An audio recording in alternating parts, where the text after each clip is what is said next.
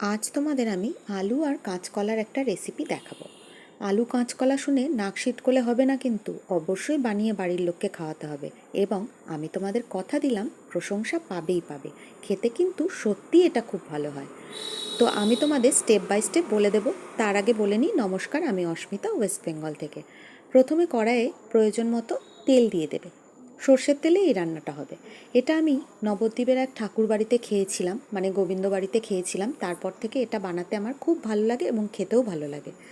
তো যাই হোক, আমি কাঁচকলা খুব একটা পছন্দ করি না, কিন্তু এটা আমি খাই, আমিও খাই, আমাদের বাড়ির সবাই খেতে পছন্দ করে। তেলের ওপর কিন্তু আমি ফোড়নে দিয়েছিলাম কালো জিরে, আর হচ্ছে একটা কাঁচা লঙ্কা, আর হচ্ছে গোটা গরম মশলা আর তেজপাতা। তোমরা ইচ্ছে করলে শুকনো লঙ্কা দিতে পারো, যে কোনো লঙ্কায় ফ্লেভারটা ভালো আসবে।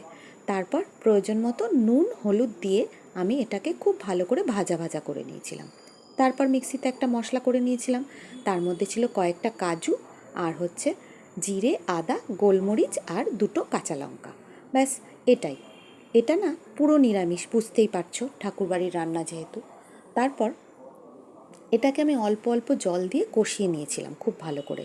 আর আলু আর কাঁচকলা কোনোটাই ভাপানোর দরকার নেই আগে, পুরোটাই তেলে আর মশলায় সেদ্ধ করে নিতে হবে। বেশ ভালো সেদ্ধ হয়ে যাবে। আলুটা যেহেতু চন্দ্রমুখী আলু ছিল, সেদ্ধ হয়ে গেছে। তোমরা ইচ্ছে করলে আলুটা একটু ভাপিয়ে নিতে পারো, আমার এখানে কিন্তু দরকার হয়নি। তো যাই হোক, তারপর আমি এর মধ্যে দিয়ে দিয়েছিলাম খানিকটা গরম জল, যাতে আলু আর কাঁচকলাগুলো ডুবে যায়, এই রকম পরিমাণে জল দেবে। তারপর আমি দিয়ে দিয়েছিলাম এর মধ্যে কয়েকটা কিশমিশ। এটা কিন্তু অপশনাল, দিতেও পারো নাও দিতে পারো, দিলে কিন্তু টেস্টটা অন্যরকম আসে।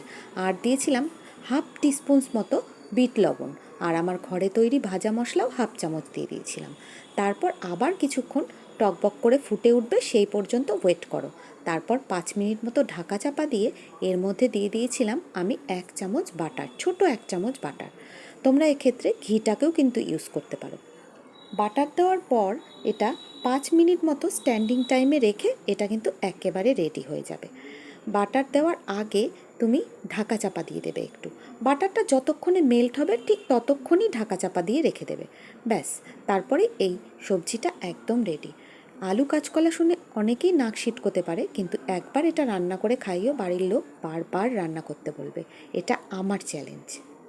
রান্নাটা তোমাদের কেমন লাগলো ভিডিওতে দেখে কমেন্ট করে আমাকে জানিও কেমন। আর এরম ধরনের রান্না যদি তোমরা দেখতে চাও, তাও আমাকে কমেন্টে জানিও।